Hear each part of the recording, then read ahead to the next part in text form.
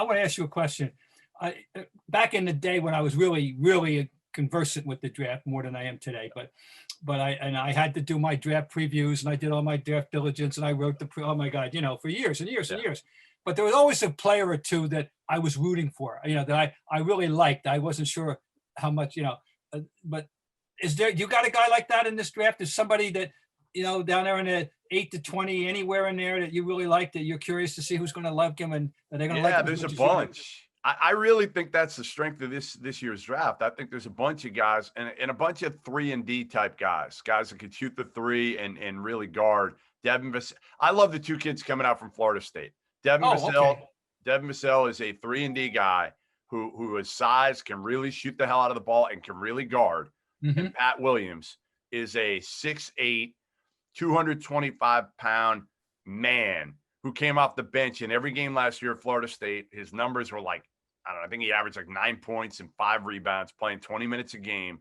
But he is kind of that new age forward who can do everything. Like, he can be a Jaylen Brown type, but he's much bigger and stronger. But he's a great defender. I think he's going to be good enough offensively to be able to score. He's never going to be a 20-point-a-game guy.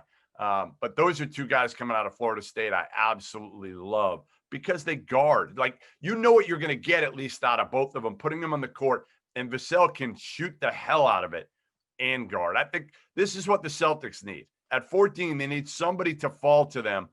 Maybe they can move up a couple spots if they love a guy at like 12. They could trade 14 and one of their other picks or both of their other first-round picks and try to move up a couple spots if they love a guy at 12. I just don't see a lot of difference. It's kind of, again, like beauty in the eyes of the beholder at that point. Who do you love? Do you love Aaron Nesmith at Vandy? I was going to ask you about Aaron Nesmith. He was the best shooter, percentage-wise last year. He only played about 15 games, and then he got hurt. But he shot the hell out of the ball. He was a 50% three-point, 83% free throw guy. Yep. And not as I starred him Celtics ? Because what I believe that they need above everything else. A couple of guys I want to throw at you. One that people know about, and we're going to have some curiosity about, and that's Cole Anthony. I can go on about Cole. But everybody knows who Daddy is. Yes. Everybody knows where he's coming from. Everybody, he's going to be a name, people are going to be curious about, I think. He was the number one player coming out of high school. A lot of people had him at number one. And even I thought, again, he was so tough in AAU ball. A winner, could really score the basketball. The problem was at Carolina, they were atrocious last year.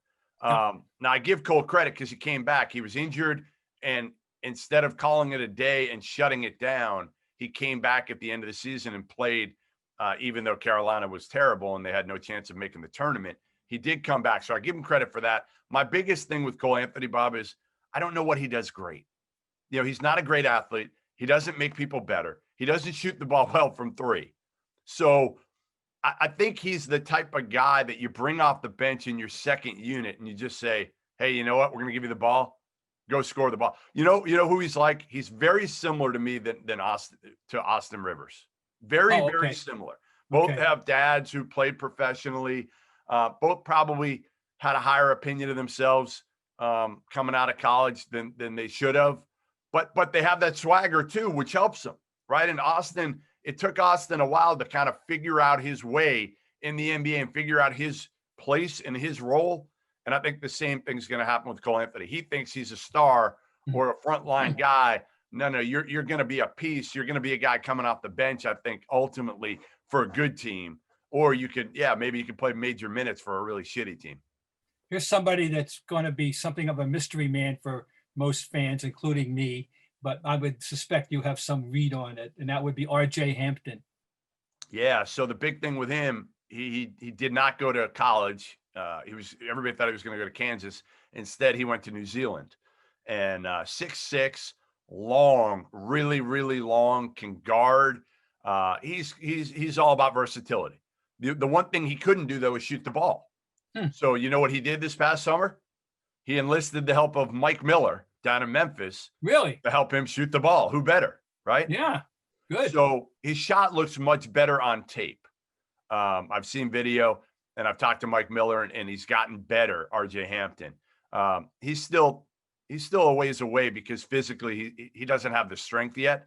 But he's a guy that you're taking, hoping that on his second contract he works enough. Really good kid, works hard enough in shooting the basketball to become an above average shooter. His body is like similar, a little bit stronger than Sean Livingston. That's kind of, he's got that type of body. Okay. Don't get too deep in this today, but projected very high is someone from Israel, whose last name I do not. It's Denny Udia. Avdia. Okay, Avdia, right. Yep. 6'9", skinny, I guess. But anyway, he's projecting very high. Yeah, he knows how to play. Deceptive athlete, long, skilled, kind of a guy who can play some point forward type. Shoots it pretty well, not great. Played at a high level, obviously, in Israel. He's a guy that, listen, to me, again, I say it, like this draft is so weak at the top. But can somebody kind of sneak in there that we didn't expect because of that? Because teams are going to have questions about LaMelo. They're going to have questions about Anthony Edwards. James Wiseman, I don't think you could take if you're Minnesota because you already have Karl Anthony Towns. They got Towns. Golden State should, if Golden State can't trade out of there, if they can't get a player to help them now, because they have a trade exception that they can use, if they stay pat at number 2, I feel like it's a no-brainer to take James Wiseman. A complete no-brainer because I'm going to throw one other one out there that I happen to have seen in person with my own eyes, oddly. Caught my eye. There's a second reason, which we'll get to why what catches everybody's eye. And I went, oh, please, God, don't let him think about coming out yet. You know that line, Okay. And of course he did. And that's Precious Achiuwa. Precious Achiuwa. Precious Achiuwa. The only thing I'll say about him, he was better than I thought he'd be last year. I mean, he rebounded at a high level. With James Wiseman leaving, remember, he got that NCAA suspension and bolted on Memphis. It helped Precious more than anybody else because he was forced to have to play in the middle. He wanted to be a 4-3, right? Coming into the year, he really wanted to be a 4-3. Shoot the ball from the perimeter, and instead he had to be a 4-5 because Wiseman, left the team. And Precious rebounded at a high level. He's just not super skilled, but could he be a Bam Adebayo type? That's what people are thinking. 7'2" wingspan. Yeah. Keep that in mind, folks. Yep. Yeah. All right, we're not going to go through all of them. Is there anybody else that deserves a little? All right, here's one though. Go ahead. Killian Hayes. Yeah. He's, obviously from France, a big point guard. The point guards in this draft, there's not a lot of separation between a lot of these guys. Do you go Killian Hayes? Do you go Tyrese Halliburton? People love Halliburton. Other people don't really envision him as a high-end point guard. Same thing with Killian Hayes. It's just, again, it's a very average draft in the top, 7 or 8. You're like, I honestly think, and maybe I'm crazy here, but I think you can make a case to take Obi Toppin number 1. I was going to say, we're going to exit the draft with one more name, and that's the name. Yeah. To me, he's the comfort food pick. Totally. Yes. He's safe. He's the safest because he's a freak athlete. You could play small ball with him at the 5. He could play the 4. He's terrible defensively right now, but can he be average defensively?